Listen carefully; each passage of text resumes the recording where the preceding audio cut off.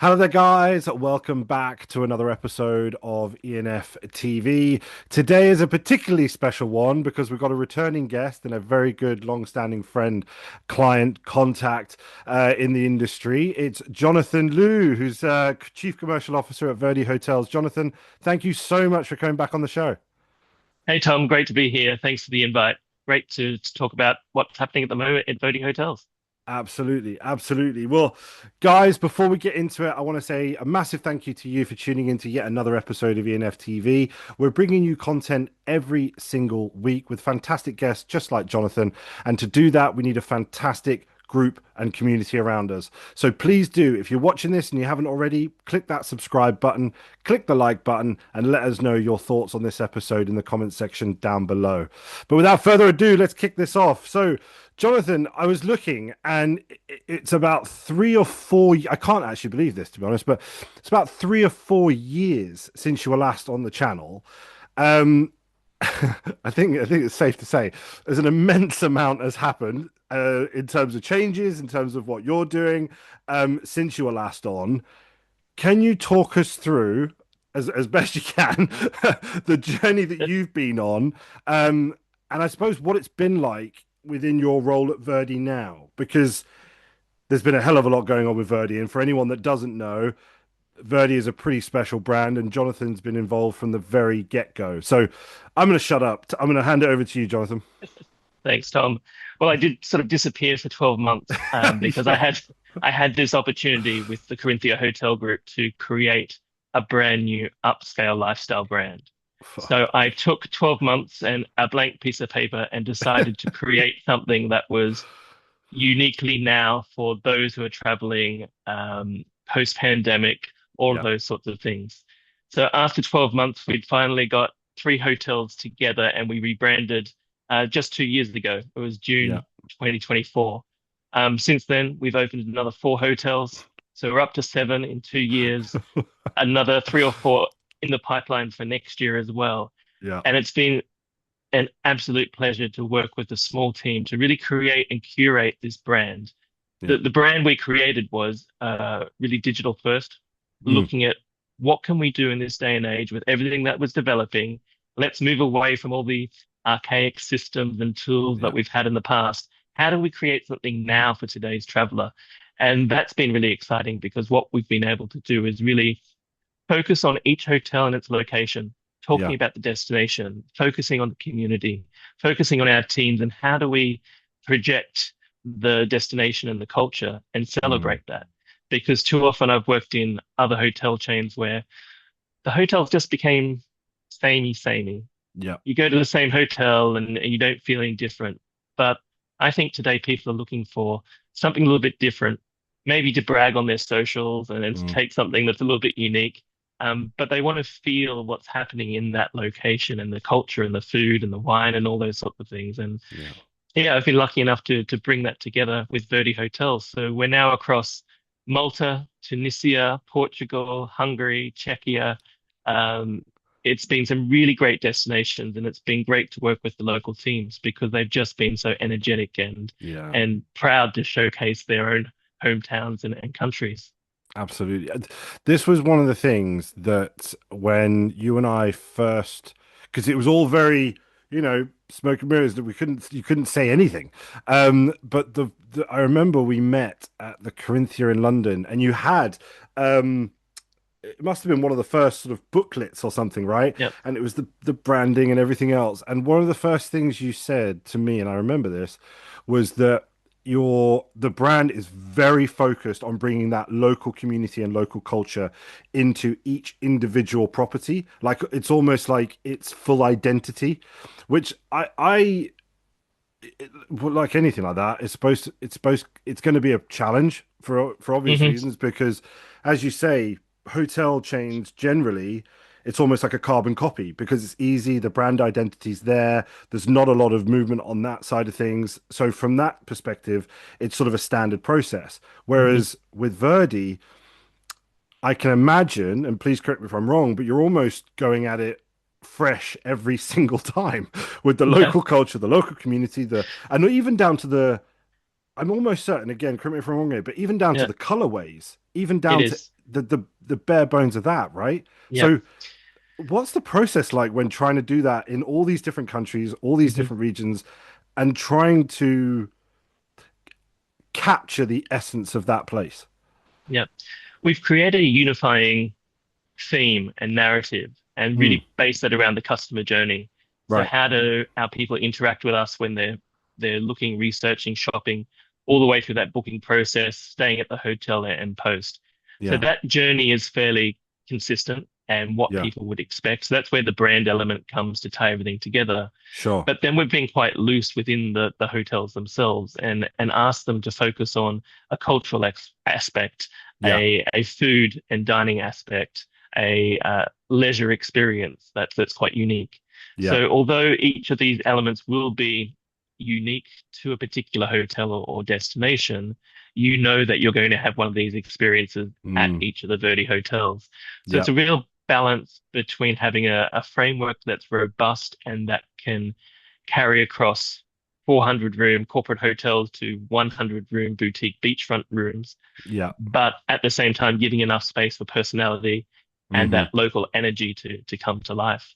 Yeah, for sure. And this isn't a question I thought of, but where would you put Verdi in terms of, I guess, a segment, or where does it sort of sit in the hospitality world? Or is it sort of almost a brand new sort of, I don't know. Where does it Um, sit?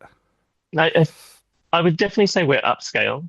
So we Yeah, have some really lovely touches that sort of blend into those premium hotels. sure. But we've got all those basics covered, the things that you would expect, Yeah. the Okay. the really comfortable beds, lovely showers, all of that sort Yeah. of stuff, a really gorgeous breakfast. So we've got that together. So Yeah.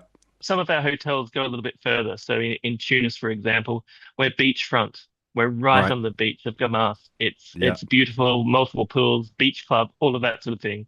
But Sure. then in Malta with our boutique hotel, it's quite small, just on the Yes. waterfront, right in the center of town. So we have this flexibility to move back and forth within the brand, but still Yeah. showcase Verdi as a theme. Yeah, absolutely. And again, I imagine it's quite nice to have that flexibility and opportunity because no matter what it is, as you say, sort of a more intimate setting in Malta or the resort setting in Tunisia, I think you said, Yep, it's still the brand identity is still the same. It's just there's a different offering. And again, you can then sort of cater to so many different people, I imagine. Um, exactly. Or even the same people, because even someone like me who travels for business a lot, mm, what I want from a business hotel is one thing. yeah, But then if I want to be relaxing on a beach, I probably don't need most of those business things. So we're really trying to capture that traveler, yeah, that that customer who likes to have these experiences, but have different experiences for them depending on sure. their mood and reason. Yeah, absolutely. Now, you've already touched on a couple of bits of this, but building a brand from scratch has got to be incredibly exciting. And I know from our previous conversations, Yeah. it absolutely has been. But what have been some of the key challenges you faced, over the years, obviously since the start of this, and Yeah. how have you been able to navigate and overcome those? Because I know there'll be loads of commercial leaders out there that would listen to what you're saying today and think this is a dream job. Like to take something from scratch, build it from a piece of paper to where it is now. And Yeah. again, I imagine there's a lot of exciting moments, but I can't imagine the amount of challenges that have sort of you've had to overcome there. Yeah, what we're really focused on is what is this customer journey about? What are we Yeah. trying to achieve in that customer journey? And rather than just taking tired old processes and Mm. systems and tools, we look further afield. What's new? What can integrate? What is seamless? And really trying to choose some partners that we thought, yep, you have the same ethos as us. You're trying Sure. to get to where we want to be as well. And to be honest, we have done a lot of heavy lifting in the background with AI. Right. We Yeah. we Yeah. have bots, we have agents, everything from bots that we've trained to look at tone of voice. So although Hmm. they don't necessarily write the copy, we put everything through our bots so they can get that synergy and that integration across each of the languages and Sure. hotels. But then also a lot of those really boring jobs at the hotels. I mean, in reservations, when you're doing arrivals checks or reconciling deposits and things like that, Yeah. that's all AI for us. That's RPA. that are Right. bots in the background doing all of this manual stuff that allows our people, our team, to be forward facing, to be Yeah. talking to customers, clients. And they're the interesting things that our teams want to do. They don't want to be sitting behind a Yeah. computer on a Friday doing 3 days worth of arrivals checks. Yeah. It's so relieving for them. And we're actually getting more out of our team now. We're getting that Yeah. spark, we're getting that energy. And with that, we've kept our central team really small. There's only five Yeah. of us that look after the whole region. Mm. But that allows us to empower our teams and really empower the people on the ground to learn, to understand how distribution comes in, how our revenue management systems are working. And Mm. it's been great to work with these partners who have been able to adapt with us. And Yeah. we've been daring, we've tried a few new things. Okay, everything hasn't worked, but for Sure. the most part, it has.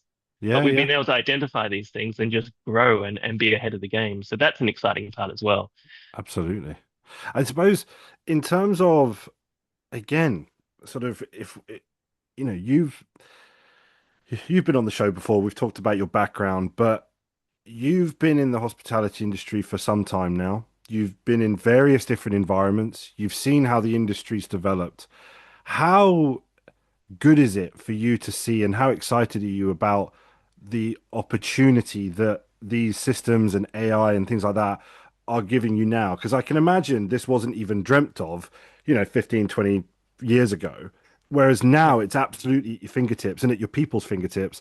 And as you say, it's enabling them to be the best that they can be in front of the customer and being that forward thinking and forward facing person. How does that feel to you as an industry leader to see these things now accessible, in use, and working, and it's Yeah. seamless? And again, I know there's probably been teething issues and some things haven't worked, but on the most part, it sounds like it really is working. How good is that for you to see? I mean, it's so exciting. There's been lots of things in the past that we said, oh, if only we could do this, if only we could have all this research done, if only we could pull it all together.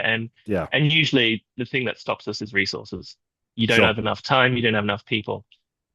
But now a lot of that has disappeared. Like we can Yeah. go and do a market research on a new destination and get a whole heap of really good data that Mm. we can then look at and interpret. Um, Beforehand would take, I don't know, a junior person 2 weeks to go and find all Yeah. that information. So Yeah. being able to speed up these processes and understand what we want to achieve and prioritize has made us focus on the things that really matter and then Yeah. drop things that actually that's not going to work. Let's just stop that now, get that Yeah. out of the way. Yeah. It's that speed to market. It's that speed to get to a tangible benefit that is the big game changer here. Yeah, for sure. And okay, so this is more of a personal question, I think, to you, because we know you've already mentioned in terms of where I guess Verdi sit in terms of segment, but what I suppose to you, what makes Verdi different to in the hotel space? Because I know this has been an incredible journey for you, but Hmm. I can imagine from the very start to where it is now, it can't have. Well, I'm assuming here, but it's got to have evolved quite a lot in terms of the initial idea and whatever to Hmm. where it is now. What does Verdi or where does Verdi sit in the hotel space for you? And how does it feel to see it here and now, you know? Something that we've done that is quite different to what I've done before is Yeah. when we put together our standards, our Yeah. operating standards, all those sorts of things, they're about 50% emotional intelligence Hmm. and 50% directions and process. And Yeah. that's split towards emotional intelligence and talking with our teams and really driving that sort of conversation, driving Sure. that interaction and bringing emotion and feelings into it. And to recognize that from our customers Yeah.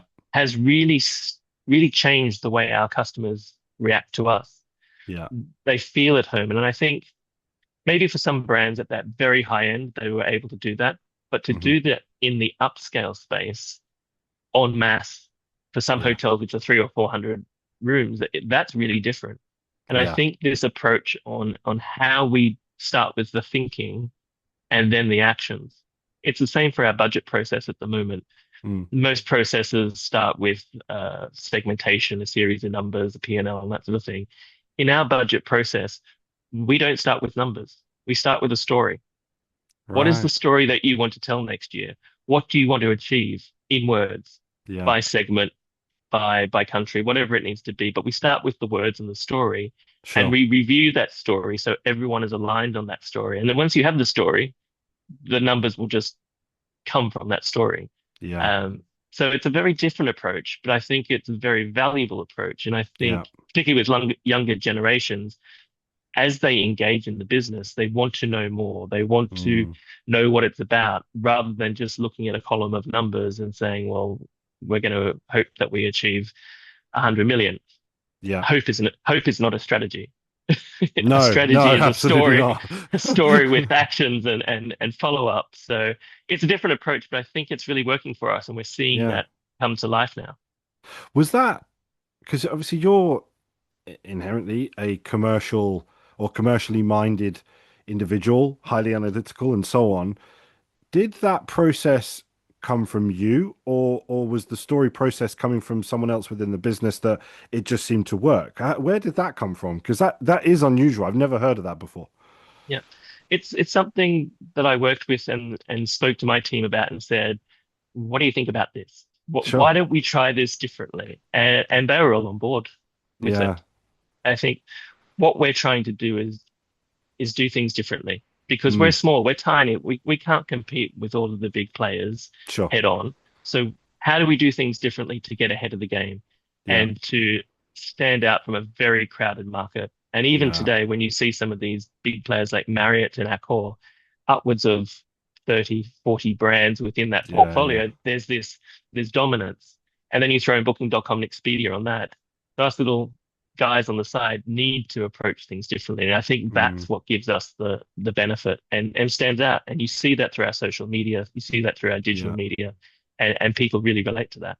Yeah. Absolutely. I mean, it's not often where I mean we've had what is it 400 and odd episodes now over the years, and we've had lots of people say we do things differently. We've had lots of people say, this is how we're different and this is how we're innovative. But everything that Verdi is doing and everything that it's positioned to do, you guys are following through with it. It is different.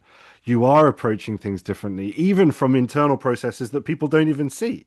Yeah, But the result, you can see the result is there from the work behind the closed doors, and that's a great translation and a testament to you and the team for what's being delivered. Because I was talking to the amazing Danica not long ago with regards yeah, to sort of global tourism trends.